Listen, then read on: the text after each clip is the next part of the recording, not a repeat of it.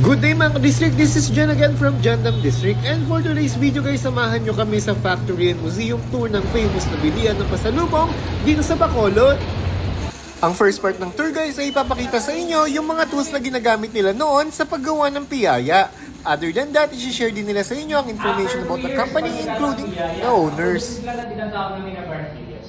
Sa part na ito ay ipapakita ang mga products nila at kung kailan naman ito na-release. At syempre, nandito na tayo sa exciting part kung saan tuturuan tayo gumawa ng piyaya. Start tayo sa gitna. So, dito tayo mag-aawak po para may imagine natin na parang 7-up bottle. Start tayo sa gitna. Sabay mag-press pa tayo sa gitna. Pag-upo tayo pataas. Pa, dahan-dahan po yan. Uno, gusto. Minsan po may tao po hindi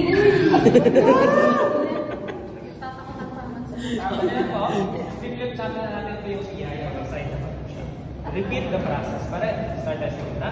Press, roll, hanggang mag-roll. Perfect! Ay, sobrang okay mo na.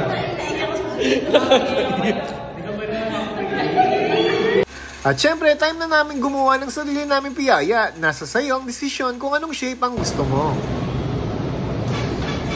By the way guys, part nga pala ng tour ay itutur kayo sa mismong production area kung saan makikita nyo ang iba't ibang pagkain or pasalubong.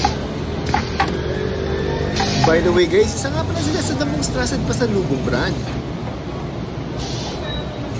Ang kanilang famous product guys ay walang iba kundi ang piyaya, biskotso at barquillos. Ang other products nga pala nila guys ay walang iba kundi ang tarts, otap, raisin cookies, butter cookies, banyadas, Aladdin, ugoy-ugoy, toasted muffins, at squid rings big or meron din silang squid rings small, at sambag. At syempre, balik na nga tayo sa paggawa ng piyaya. After mong maihulma sa gusto mong hulma yung piyaya, iyan, lulutuin mo na siya guys. At it will take a couple of minutes lang, maluluto na siya agad. Mapapansin nyo kung pwede nang i-flip kapag lumulobo na siya. Chef! With egg po ba nga? Dalawang muscovado ba nilagay mo? Natay yung Hindi yung muscovado yan eh, lumabas siya. Ang cute na mga nagawa namin, no? So, ayun lang for today's video. See ya!